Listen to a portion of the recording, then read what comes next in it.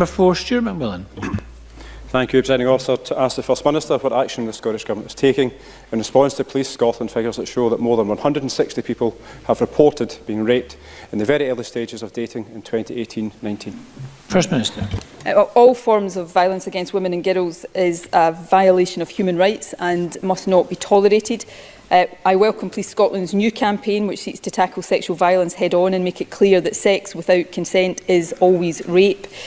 We are working with schools, colleges, universities and employers to deliver prevention programmes through our Equally Safe strategy, and we're continuing to pilot a whole schools approach to tackling gender-based violence with Rape Crisis Scotland and Zero Tolerance. We're also supporting Rape Crisis Scotland's National Sexual Violence Prevention Programme, which has been expanded to all Scottish local authorities. It is, though, only through tackling outdated attitudes in society that we can create the conditions for sexual violence to be reduced and ultimately eradicated, which should be the aim of all. Education and prevention are the clear focus of the Equally Safe strategy for the reasons that Stuart McMillan talks about. We want every child and young person in Scotland to develop mutually respectful, responsible and confident relationships with other children, young people and adults. This summer we published a resource for professionals that aims to help them support young people in their understanding of healthy relationships and consent. And in addition, national guidance for schools will be developed to set out the range of support and practical prevention and intervention measures available to ensure the safety and well-being of all children and young people. There's absolutely no way that the people pushing these policies and these publications and this worldview truly believe that violence against women and girls is perpetrated due to systemic gender inequalities and outdated views. These outdated views, of course, were never elaborated on, but I reckon they're probably referring to motherhood. Another excuse to completely revamp the education system, another excuse to implement more feminist-related policies and to kind of switch the roles around in school and empower the girls and so on and so forth. So this is the Equally Safe strategy for preventing and eradicating violence against women and girls. There is one universal truth applicable to all countries, cultures and communities. Violence against women is never acceptable, never excusable, never tolerable. And of course, the United Nations. There is not one policy or publication or piece of legislation that the SNP have not put through that hasn't got the UN somewhere in and around. Equally Safe is our country's strategy to taking action on all forms of violence against women and girls. By this we mean the violent and abusive behaviour carried out predominantly by men directed at women and girls precisely because of their gender. Behaviour that stems from systemic, deep-rooted women's inequality. And which includes domestic abuse, rape, sexual assault, commercial sexual exploitation and so-called honour-based violence like female genital mutilation, and forced marriage. Well, you choose to import them, Sturgeon. Whatever form it takes, violence against women and girls can have both an immediate and long-lasting impact on the women, children and young people directly involved. Of course, it affects absolutely everybody in society bar men. Gender-based violence is a function of gender inequality and an abuse of male power and privilege. It takes forms of action that result in physical, sexual and psychological harm or suffering to women and children, or affront to their human dignity. It is men who predominantly carry out such violence and women who are predominantly the victims of such violence. By referring to the violence as gender-based, the definition highlights the need to understand the violence within the context of women and girls' subordinate status in society. Subordinate status in society. Name me one area of society where men and women are not treated exactly the same and granted the exact same rights. And as for the gender-based violence, which apparently is a function of gender inequality, is the same applicable when a male is the victim of said gender-based violence and the female is a perpetrator? Or what happens if it's a female-on-female gender-based violence? Or two gays? Or whatever it may be? Kind of falls apart, does it not? Upon prodding. Violence cannot be understood, therefore, in isolation from the norms, social structure and gender roles within the community, which greatly influence women's vulnerability to violence. Our definition of gender-based violence, which is based on the United Nations Declaration on the Elimination of Violence Against Women, of course it fucking is. Our vision is of a strong and flourishing Scotland, where all individuals are equally safe and respected. No woman or girl in Scotland should be subjected to violence or abuse of any kind, nor should any boy or man. Our aim is to work collaboratively with key partners across all sectors to prevent and eradicate all forms of violence against women. We are clear that there are no quick fixes. It requires significant economic, social and cultural change. Yes. Continue to promote absolutely everything there is to promote, bar motherhood, or even the possibility of motherhood. Oh yeah, it's all about empowering girls. The definitions of violence against women and girls encompasses physical, sexual and psychological violence, sexual harassment, bullying, intimidation, commercial sexual exploitation, child sex abuse, so-called honour-based violence, including dowry-related violence and female genital mutilation. Definition is rooted in a gendered analysis of violence against women. This analysis firmly places the different forms of violence against women within the gendered reality of men and women's lives, and what it means to be a man and a woman in our society, and the status and privileges which are afforded to us depending on whether we are born a man or a woman. This is insufferable. This is absolutely insufferable. There is no way these people typing this stuff up believe this. There's absolutely no fucking way. Intersectionality between genders and other characteristics. Along with their gender, women and girls have other protected characteristics that we created in order to incorporate hate crimes, which increase their level of risk of experiencing violence and abuse. So before you created said characteristics to create hate crimes as a result of, what was happening that was the driving factor prior?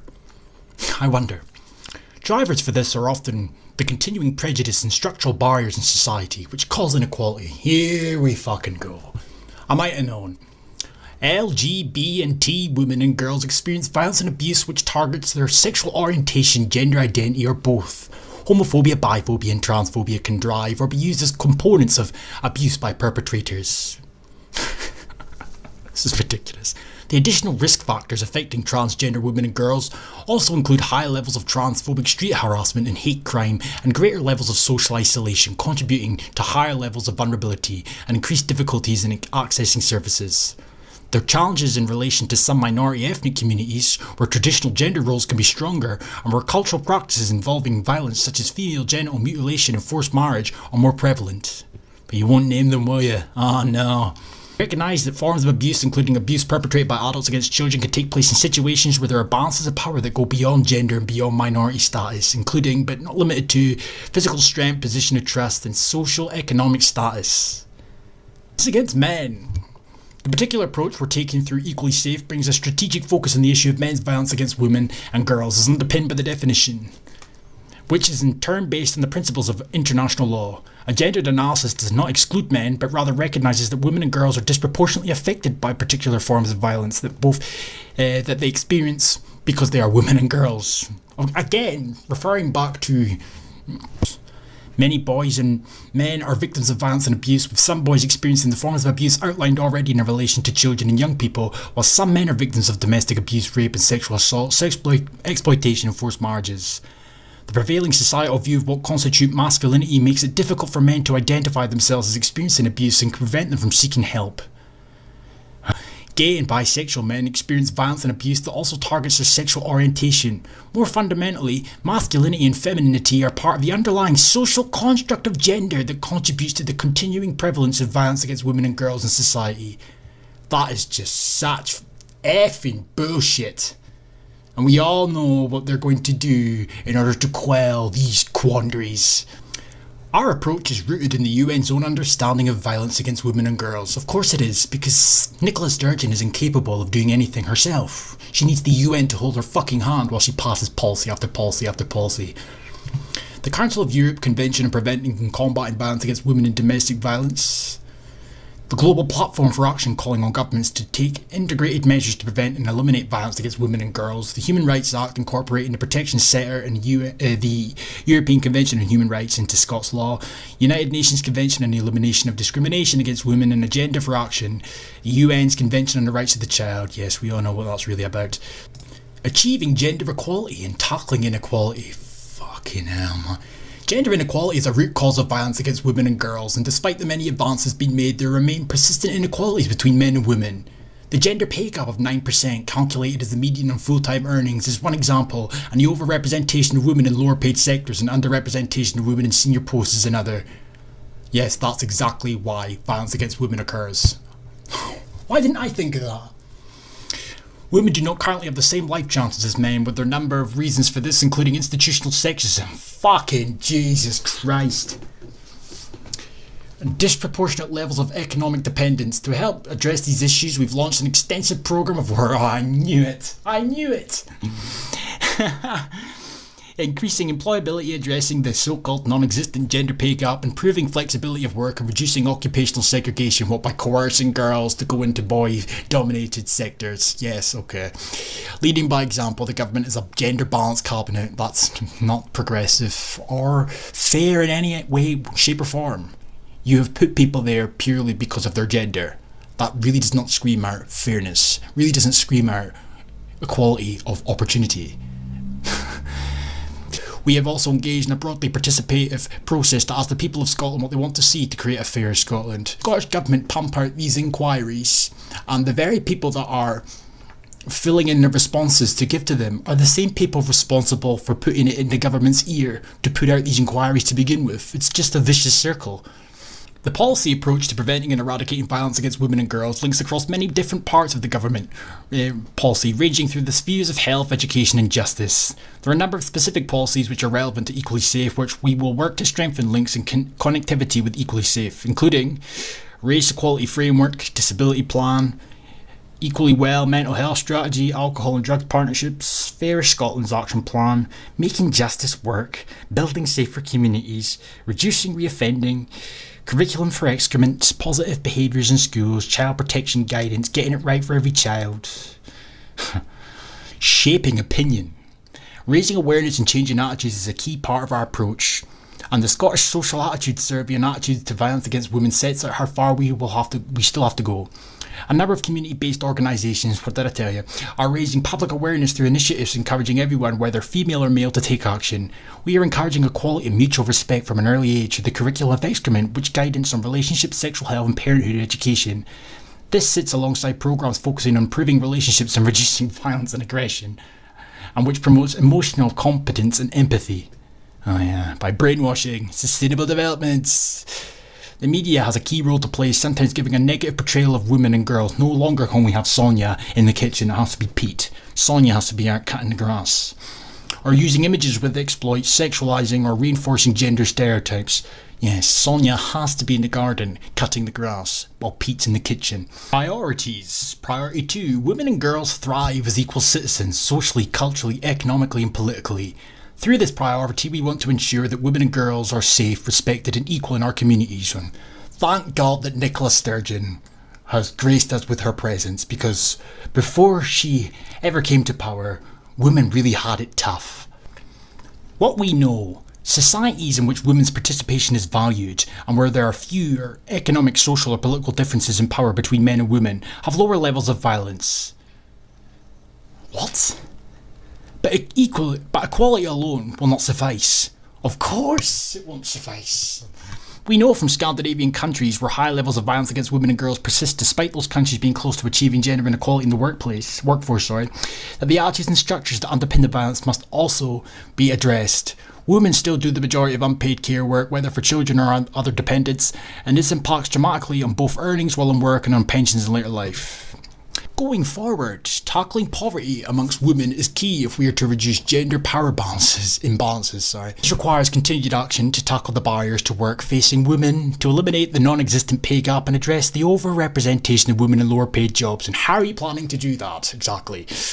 And underrepresentation of women in senior positions. Oh, here we go. So women need to be in senior roles purely because they're women.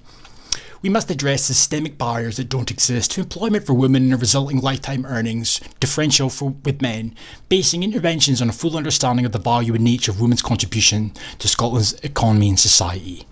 Fuck me, man. Until we end violence against women, we cannot have true gender equality here in Scotland or anywhere else around the world.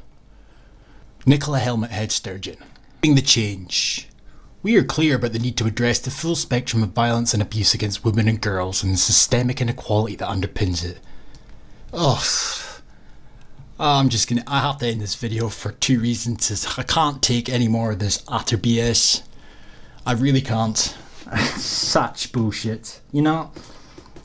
Men that perpetrate violence against other men know full well that it's a law that they are breaking when they participate in said violence.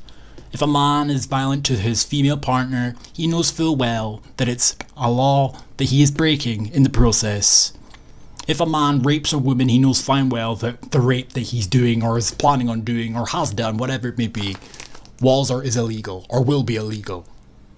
You know, if there was a spate of bike thefts across Scotland, would we be implementing policies to teach the children and the teenagers and everybody else across society about the wrongs and the rights of bike theft? The people that are stealing the bikes would know themselves it's illegal. You can implement as much policies and implementations to try and supposedly change attitudes, but at the end of the day, the people that are going to commit violence are going to commit violence, and the people that are going to rape somebody, sad to say, are probably going to still do it.